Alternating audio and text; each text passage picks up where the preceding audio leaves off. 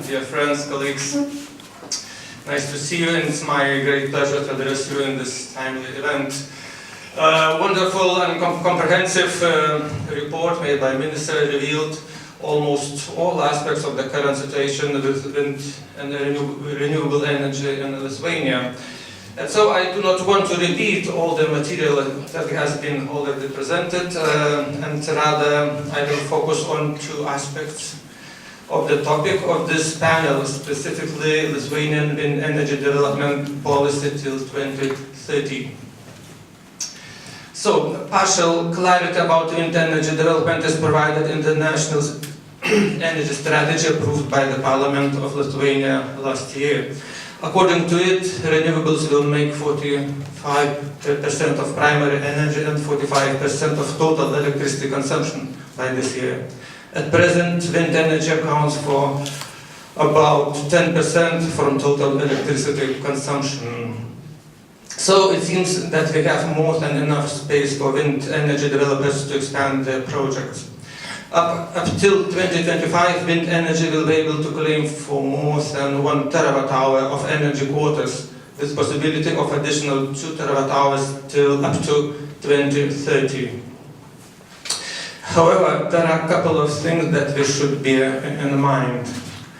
As all of us are aware, a series of auctions will be held up till 2025, starting in the second half of this year. And the very important feature of these auctions is that they will be technologically neutral, meaning that all the renewable technologies will be eligible for the auctioned energy quota. So no specific quota will be reserved for wind energy, and it will have to grapple side by side with all other technologies. According to what we now know, the consensus among experts is that wind energy should win the forthcoming auctions. However, the big question is if wind energy remains the cheapest type of renewables after AA or another, considering the fact how fast the other technologies are falling in price. As mentioned already by the Minister, the so-called market price plus premium model will be introduced. Balancing cost will be attributed to wind energy project developers. Sales will take place under market conditions. There will be also no discount on network connection costs. Calculations show that the cost of public service obligations to subsidize wind energy will be much lower than current costs.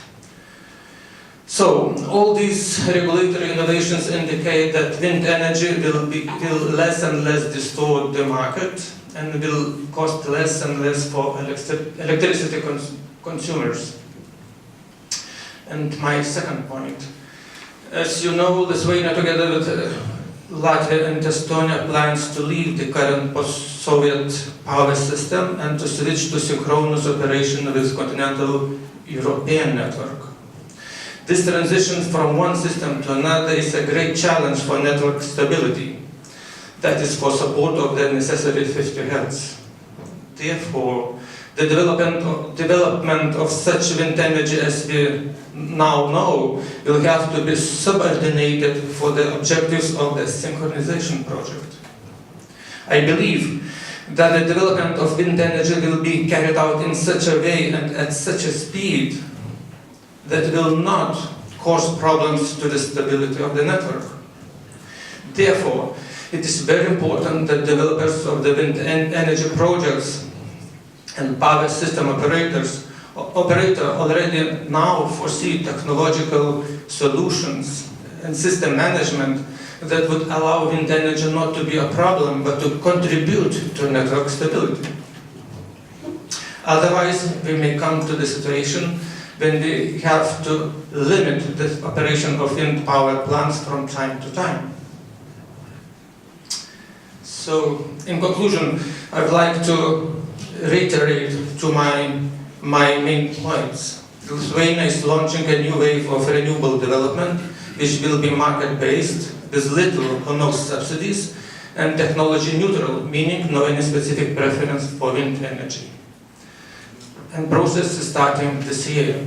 My second point is that having synchronization project in mind, the development of a big capacity wind energy projects in Lithuania should proceed in parallel with implementation of new technologies and management solutions which allow power system to be stable. So, dear colleagues, I wish you lively discussions and all the success in future auctions to be organized by Ministry of Energy or Price Commissioner, Energy Regulator. Yeah, sorry. And thank you for your attention and open for question or something. Thank you, Mr. Chairman. Well, yeah, that's true. It's